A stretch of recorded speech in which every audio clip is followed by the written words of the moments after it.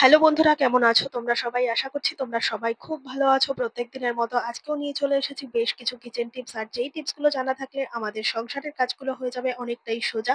বেঁচে যাবে সময়, পরিশ্রম, মাসিক বেশ কিছুটা খরচও। আজকে সেই রকমই বেশ কিছু জানা অজানা টিপস তোমাদের সাথে শেয়ার করব, যেটা দেখলে প্রত্যেক গৃহিণীর তো উপকার হবে, সাথে বেঁচে যাবে মাসিক বেশ কিছুটা খরচও। চলো তাহলে বেশি কথা না বাড়িয়ে আজকের ভিডিওটা শুরু করা যাক।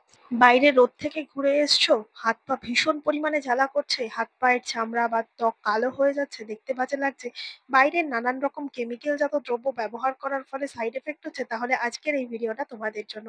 নিয়ে নিতে হবে একটুখানি টমেটো, হাফ এখানে কেটে রাখা অর্ধেক টমেটো আমি নিয়েছি, প্রায় 1 চামচ পরিমাণ এখানে আমি টমেটোকে কুড়িয়ে নিলাম, মানে কোরানোর পর যেন 1 চামচ পরিমাণ হয়। এবার এর মধ্যে মিশিয়ে দেবো একটুখানি টক দই। টক দই আর টমেটোর পরিমাণ সমান সমান হতে হবে। এখানে আমি শুধুমাত্র একটা হাতের জন্য করছি, তাই এইটুকু পরিমাণ নিলাম। তোমরা চাইলে সমস্ত কিছু পরিমাণ কম বেশি করে নিতে পারো। এবার ভালো করে দুটো জিনিসকে মিশিয়ে নিলাম। দেখো বন্ধুরা, হাত কিন্তু ভীষণ পরিমাণে ট্যান পড়ে গেছে, আর নানান রকম সানস্ক্রিন বা নানান রকম জিনিস মাখার ফলে স্কিন আরো জ্বালা করছে। তো রোদ থেকে ঘুরে আসার পর কি করব? এটা শুধুমাত্র হাতে না, হাত, মুখ, গলা, পা, ঘাড় সমস্ত জায়গাতে কিন্তু অ্যাপ্লাই করতে পারো। যেখানে যেখানে স্কিনের মধ্যে ভীষণ পরিমাণে কালচে দাগ হয়ে যাবে, সাথে সেই রকম জায়গা কালো হয়ে যাবে, সেই রকম জায়গাতে ব্যবহার করতে পারো। তার জন্য এখানে দেখো আমি এই যে প্যাকটা তৈরি করেছি, সেই প্যাকটাকে কি করব, স্কিনের উপর এইভাবে হালকা করে রাব করে দেবো। বন্ধুরা, এটা যেটুকু দরকার সেটুকু বানিয়ে রাখবে, বানিয়ে নিয়ে সেটুকু অ্যাপ্লাই করবে, বাদ বাকি থাকলে কিন্তু ফেলে দিতে হবে। তাই কোনো রকম স্টোরেজের পদ্ধতি না থাকায় যেটুকু দরকার সেটুকুই কিন্তু বানিয়ে নেবে। রোদ থেকে ঘুরে আসার সাথে সাথে যদি এই জিনিসটা তোমরা স্কিনের মধ্যে অ্যাপ্লাই করতে পারো, তাহলে স্কিনে যে একটা জ্বালা পোড়া বা সানবার্ন হয়ে যায় স্কিন, বা কালো হয়ে যায়, বা যে কোনো জায়গায় স্কিনের মধ্যে যে দাগ হয়ে যায়, সেটা কিন্তু ঝটপট রিলিফ পাবে। এইভাবে রাব করে নিয়ে পরিষ্কার জলে ধুয়ে ফেলবে। দেখবে বন্ধুরা, স্কিন গ্লো করতে শুরু করেছে, সাথে জ্বালা পোড়াটাও কমে যাবে, আর অনেকটা ফ্রেশ ভাব থাকবে স্কিনে। আশা করছি এই ছোট্ট টিপসটা অনেকেরই কাজে দেবে এই গরমে। চলো দেখে নাও পরের টিপস। এখানে আমি নিয়ে নিয়েছি দেখো এরকম ছোট ছোট বেশ কিছু কন্টেনার, আর যেটার মধ্যে রাখা হয়েছে এরকম ড্রাই বেশ কিছু খাবার। এই ধরনের কন্টেনার গুলোর ঢাকনা এত তাড়াতাড়ি প্যাচ কেটে যায় বলার না। তো এই ধরনের ঢাকনাগুলো যতই আমরা টাইট করে আটকাই, যদি একবার প্যাচ কেটে গেল, তাহলে এর ভেতরে থাকা খাবারগুলো সমস্ত কিন্তু নরম হয়ে যায়। কিভাবে আমরা এই ধরনের ঢাকনাগুলো আবার টাইট করতে পারবো, তার জন্য রইলো ছোট্ট একটা টিপস। তার জন্য দেখো বন্ধুরা, এখানে আমি দুটো কন্টেনার নিয়েছি, আর দুটো কন্টেনারের ঢাকনাই কিন্তু একেবারে ঢিলে হয়ে গেছে। নিয়ে নিয়েছি একটা রাবার ব্যান্ড। এই ধরনের রাবার ব্যান্ড আমাদের প্রত্যেকের বাড়িতেই থাকে। রাবার ব্যান্ডটাকে কি করবে, এরকম ভাবে ঢাকনার যে জায়গাটা আমরা লাগানো হয়, মানে প্যাচের যে জায়গাটা বোতলের গায়ে থাকে, সেই জায়গাটা এরকম একটা রাবার দিয়ে দেবে। তার উপর দিয়ে যদি ঢাকনাটাকে টাইট করে আটকাতে পারো, তাহলে যে প্যাচ কেটে যাওয়ার ব্যাপার ছিল সেটাও ঠিক থাকবে, আর সাথে কিন্তু ঢাকনাটা টাইট হয়ে থাকবে।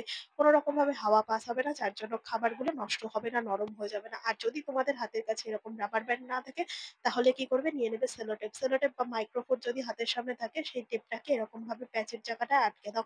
আটকে দেওয়ার পরও যদি এইভাবে তোমরা ঢাকনা আটকাও, তাহলে গিয়ে দেখবে যে ঢাকনাটা কিন্তু খুব সহজেই টাইট হয়ে যাবে। আশা করছি ছোট্ট টিপসটা অনেকেরই উপকারে আসবে। চলো দেখে নাও পরের টিপস।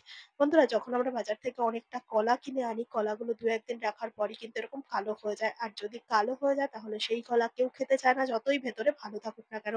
কিভাবে আমরা কলা ফ্রেশ রাখবো অনেকদিন ধরে, তারই একটা ছোট্ট টিপস তোমাদের সাথে শেয়ার করবো। কেননা কলা কিন্তু কখনোই আমরা ফ্রিজে রাখতে পারবো না, যাতে করে অনেকদিন ভালো থাকে। তো বাইরে কিভাবে রাখবো, আর এত গরমে খুব তাড়াতাড়ি কিন্তু কলার খোসাটা কালো হয়ে যাচ্ছে, বা কলার গাটা নরম হয়ে যাচ্ছে। তার জন্য এরকম একটা ছড়ানো পাত্রের মধ্যে নিয়ে নেবে বেশ খানিকটা পরিমাণ জল, আর জলটা এতটাই কম দেবে যাতে কলাগুলো না সম্পূর্ণ ডুবে যায়। জাস্ট সামনের যে একগুচ্ছ অবস্থায় যে মাথাটা থাকে কালো অবস্থায়, সেই মাথাটা যেন জলের মধ্যে এভাবে থাকে, ঠিক সেইভাবেই কিন্তু জল দিতে হবে। খুব বেশি জল কিন্তু দেওয়া যাবে না, যাতে কলাগুলো সম্পূর্ণ ডুবে থাকে। জাস্ট মাথার দিকটা যেন জলে থাকে, সেই দিকটাই লক্ষ্য রাখতে হবে। এইভাবে যদি কলা তোমরা স্টোর করতে পারো, মাথার দিকটা জলে ভিজিয়ে রেখে, তাহলে বাইরে রাখলে পরেও কিন্তু কলা 8-10 দিন পর্যন্ত ভালো থাকবে। কলা কালো হবে না, অনেক দিন পর্যন্ত কলা ফ্রেশ থাকবে। আশা করছি এই ছোট্ট টিপসটা অনেকেরই কাজে দেবে। ভালো লাগলে সবার সাথে শেয়ার করে দিও। চলো দেখে নাও পরের টিপস। এখানে দেখো আমি নিয়ে নিয়েছি একটা কাচের গ্লাস, আর এই ধরনের কাচের গ্লাস বা কোনো বোতলের নিচের দিকটা এতই ছোট বা সরু হয়, যেই কারণে আমরা হাত ঢুকিয়ে কিন্তু ঠিকঠাক মতো পরিষ্কার করতে পারি না, যার কারণে বাইরের দিক বা ভেতরের দিকের সামনের দিকটা যদিও বা পরিষ্কার হয়, নিচের দিকটা কিন্তু কোনোভাবেই পরিষ্কার করা সম্ভব হয় না। যার ফলে গ্লাসগুলো নোংরা হয়ে যায়, বা কন্টেনার যদি এরকম হয় সেক্ষেত্রে কন্টেনারের নিচের দিকটাও কিন্তু ময়লা হয়ে যায়। কিভাবে পরিষ্কার করব?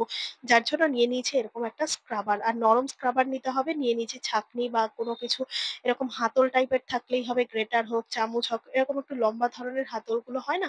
তার মধ্যে এইভাবে তোমরা নরম স্ক্রাবারটাকে ভালো করে ভিজিয়ে একটুখানি লিকুইড কোনো ডিশওয়াশার দিয়ে একটা রাবার ব্যান্ড দিয়ে টাইট করে আটকে দিয়ে যদি এইভাবে তোমরা কাপ, বোতল বা গ্লাস বা ধরো কোনো কন্টেনারের ভিতর দিকটা পরিষ্কার করতে পারো, তাহলে ইজিলি তো পরিষ্কার হবেই, সাথে নিচের দিকটা ময়লাও থাকবে না, পরিষ্কারও হয়ে যাবে। সাথে করে কিন্তু আমাদের কষ্টটা অনেক বেশি কম হবে। হাত ঢুকিয়ে যেহেতু পরিষ্কার করা যায় না, তাই এটা কিন্তু দারুণ একটা অপশন।